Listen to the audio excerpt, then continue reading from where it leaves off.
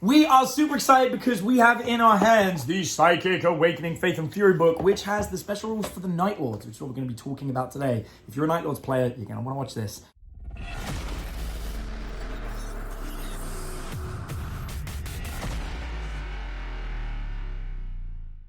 First of all, let's get straight into it. There's obviously all the benefits of the heretic Astartes that we've spoken about in other videos, but we have some cool Warlord traits. Now, I actually have an entire Night Lords army that I have never bothered playing with, which is crazy. I need so to do many that. Raptors. Yeah, I got all about it, and then I thought they kind of sucked, so then I was like, oh, whatever, I'm just going to store them until they get good. Now's the time, they need to be busted out. Absolutely, break them out. So let's look at this. First of all, we've got Warlord traits.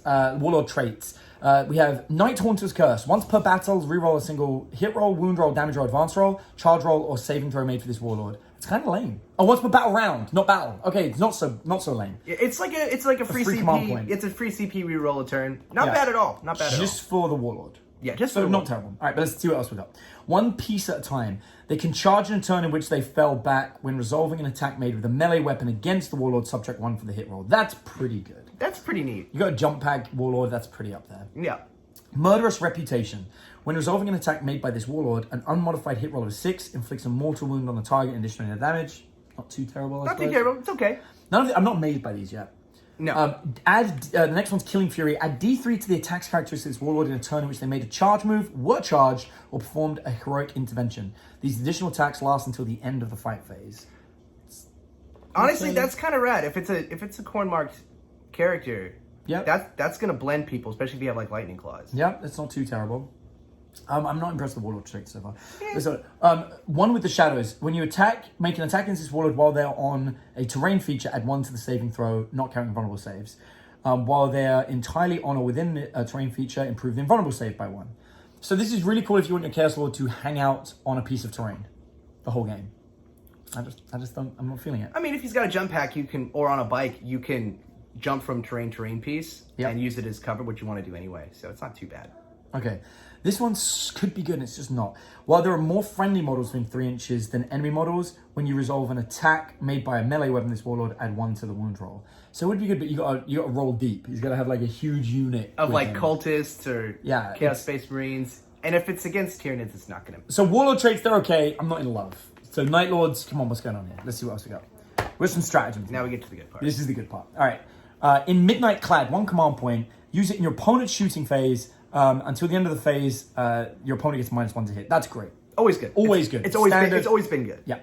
Vox Scream. 2 command points. Select 1 enemy unit within 18 inches of any Night Lord's unit. Until the start of your next movement phase, they cannot be affected by any of the selected units' aura abilities. No Gilliman for you. That's what it reads. It says, no Gilliman or no rerolls for you, sir. Yeah, that's pretty good. 2 command points. It's expensive. It's like it's almost like Agents of Vect, but for auras, right? Yeah. 1 command point for Prey on the Weak. Use it in the shooting phase or fight phase when your Night Lord's unit is chosen to shoot or fight. Until the end of the phase, when resolving an attack made by a model in the unit against an enemy unit who has a lower leadership characteristic, add 1 to the hit roll. Good if you're fighting like Imperium or something like that, I suppose. Well, what's interesting is that it just says leadership characteristic, not if they're fearless or not.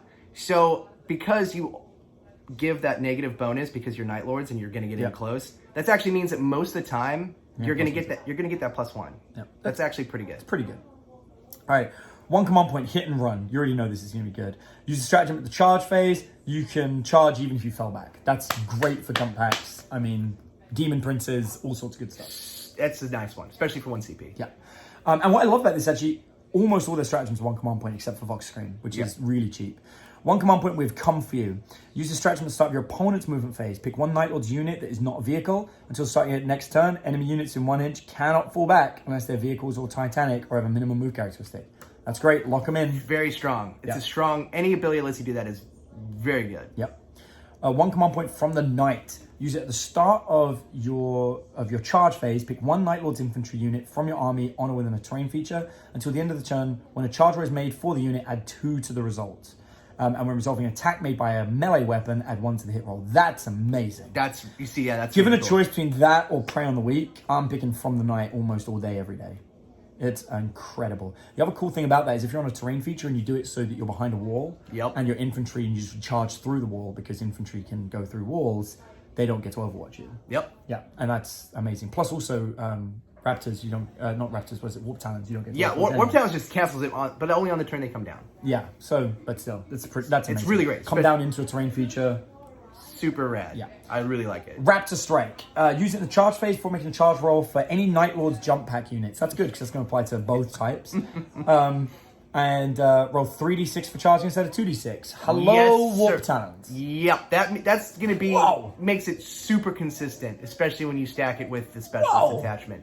That's amazing. Wow. Yeah. And then we have 1 command point for Flay Them Alive. Use this stratagem in the fight phase when an enemy unit is destroyed as a result of an attack made by Night Lords until the end of the turn. When a morale test is taken for an enemy unit within 12 inches, they have to roll 1 extra d6 and choose one of the highest. I can see that using one of those tactical objectives, we have to make somebody fail a morale check. Yeah, And you can't make Space Marines fail it. I think that's probably the best use of it. Yeah. But the other one, I mean, Raptor Strike's incredible. Yeah, it's so sweet. So we move on to the artifacts. First, we have Flayer. It's for a model with a power sword. It's a +1 power sword, essentially, that does 2 damage. And every model destroyed by an attack with this weapon counts as 2 for the purposes of morale tests. That's good. Yeah, that can Combined with the leadership, that's really strong. that can really, it's gonna force them to burn CP for sure. And if there's multiple units that have penalties, it's gonna jack up a unit. Even Space Marines are gonna start running off. Yeah, absolutely. So then we have Stormbolt Plate, infantry model only. A medic with this model with this relic has a save of 2 up. In addition, they always count as being in cover even when they're not entirely on or within a terrain feature. So that's pretty good. I wish that some of these stratagems were triggered by being in cover versus being in a piece of terrain. Yeah. That would have been amazing. It would have been for combos. really cool. All right, so we have the Vox Demonicus, infantry only. When a unit is within 6 inches of a model with this relic, reduce the range of their abilities to 1 inch. Goodbye, Robot Gilliman's. Yeah, Gilliman, pack it up. Yep. And then enemy units that are set up on the battlefield as reinforcements can't be set up within 12 inches. So that's pretty good. That's actually pretty nice. It's a good counter. Good area denial, yeah. Yeah. Then we've got Talons of Night Terror. For a model that can fly. When they fight, they make D3 extra attacks with this weapon, or D6 extra attacks if it made a charge. So I suppose it's on their feet, right? Those little claws they have. Yeah. +1 strength, AP -1, damage 1. It's okay. It's some extra attacks. It's good against, if you're going up against 1 wound infantry, like Guardsmen or even just regular Space Marines, that's actually pretty nice. That can blend a squad, getting all those extra attacks. Yeah, I can see that being good. Oh, yeah. I can also see if you put it, remarkably, putting it on a Demon Prince with wings and combining it with a Warlord trait that maybe triggers to extra attacks or something, like extra strength. Yeah. You know, like I can see it. Yeah, there we go. Like, for example, the Murderous Reputation. When resolving an attack, hit roll of a 6 inflicts 1 mortal wound, getting D6 extra attacks. It's going to proc that more. I can see that. Something like that, maybe. Scourging Chains. Improve the armor penetration characteristic of melee weapons by 1 and subtract 1 from the attacks characteristic of enemy models around them. So that's not terrible. No. A Chaos Lord with jump pack. Pretty good. Yeah, it's good. And then the last one is Misery of the Meek. Once per battle at the start of your movement phase, a model with this relic can drink from the Misery of the Meek. They instantly regain D6 lost wounds until the start of your next turn, and add D3 to the model's attack characteristic. That's just really good. That's just really neat. I like that. Actually, that's actually a pretty sweet relic. Yeah, that's absolutely great. So there we have it. The Night Lords has some pretty good stuff. Not a fan of the Warlord traits, that's okay. Chaos don't get many Warlord traits anyway, and some of the standard ones are absolutely fine. But the stratagems are amazing. Yeah, a jump pack based army of the Night Lords. I'm going to finish painting some Night Lords. That's what I need to do. Yep. Thanks so much for watching. Please don't forget to subscribe so you don't miss out on any of the future videos and hit the notification button. And as always, come and talk to us on Game Talk for Gamers. That's our Facebook group where you can get to talk to me and the DAC and the entire team, Queen Eve and the rest of us. All you have to do is look for the link in the description below. Thanks ever so much.